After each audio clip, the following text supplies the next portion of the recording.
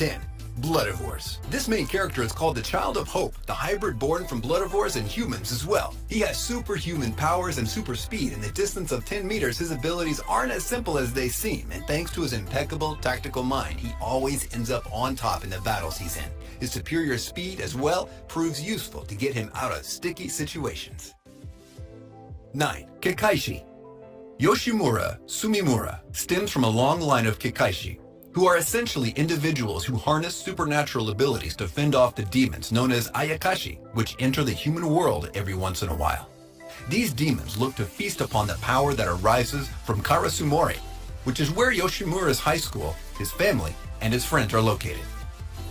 Hazama Ryu Kekkajutsu is Yoshimura's primary ability.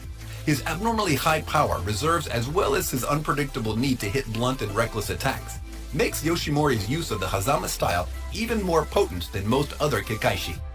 His Kekkai is even more impressive than his colleague Tokine's, who is in her own right one of the best Kekkaishi at the time of writing this. This dark power's control lies solely until he manifests it. However, after has successfully mastered it, he's become overly strong. 8. Captain Earth. Daichi is a 17-year-old kid that lost his father in a space mission gone wrong. One day, he witnesses on the TV a rainbow formation broadcast from the Tanegashima Space Center. He returns, and because of his skill at a particular arcade game, it makes him the perfect pilot for the Earth Engine Impactor. He might seem underwhelming at first and inexperienced, but he proves in later episodes that he was worthy of his position all along, and he is the best when it comes to protecting Earth and its people by piloting his mecha. 7. Kamitachi. Welcome to one of the most wholesome isekai anime out there. This anime is so cute and adorable it will make you go like, "Aw, and how cute," half the time. This anime will single-handedly uplift your mood and make you binge watch it completely. Even though the premise of the show is somewhat childish, it was still fun to watch it, and I enjoyed every moment that had Ryoma in the frame. Like any isekai, it starts off with the MC's death and reincarnation. Ryoma reincarnates, thanks to the grace of 3 deities, into a new world filled with magic and powers that he gained. What does he do? He enjoys his time and lives it to the fullest after being exploited in a low-wage job and dying of work exhaustion. It's time for him to live a little and have fun, something I personally related to at the time. 6. Saihate no Paladin, the Faraway Paladin. This year has been without a doubt the year of isekai, so when it comes to this genre, there will always be some anime that are overlooked and not receiving the attention they deserve. Saihate no Paladin is one of those shows that deserves more love. Adapted from the light novel with the same name, its premise alone should be interesting enough for anyone, as it was never attempted before, a kid to be reborn in a fantasy world and raised by 3 undead characters acting as his parents, and teaching him all he needs to know.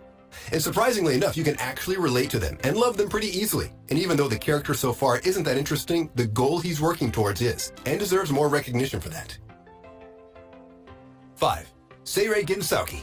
He might seem like a frail, weak young boy, but as they always say, looks can be deceiving. Inside this young body is the mind of an adult male that died in a traffic accident. And Ryo, the owner of that body, has a never-dying rage to avenge his mother after she was killed in front of him. Talk about a harsh life. He even saves the princess of the kingdom without hesitation from her captives when no one else would.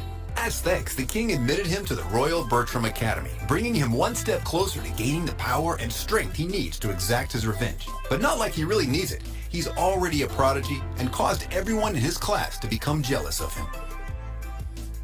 4. You're missing out a lot if you haven't watched The Fire Force. The story revolves around killing demons that overtook humans often in the plot. Shinra is our protagonist, who is the 3rd and 4th generation pyrokinetic while serving the Fire Force team. Due to his dark past, his goal was to always become a hero. As Shinra's family died in the flames caused by spontaneous humans, his goal is to save as many people as he can and not let anyone suffer like he did all of his childhood. If we talk about Shinra's abilities, he's a total badass. Possessing powers that are unmatched, even when compared to the best, he has the ability to control flames. Even though a newcomer in the Fire Force Academy, he still gave a tough time to the most experienced members. His ability to manipulate and control fire is just on a whole other level. Shinra also possesses a Dola Burst that makes him a lot stronger overall. When we talk about an overpowered anime character with the powers of a demon, Shinra is always present. 3. Kuroshitsuji. Every watcher of this season had a crush moment with Sebastian. He's the demon butler of Seal Phantom Hive. Sebastian has a tall appearance with totally professional attire and demeanor. But once he transitions towards the demon form, you wouldn't believe it. He has a personality that is pretty hard to break down. All I can say is that Sebastian is one loyal butler to his master.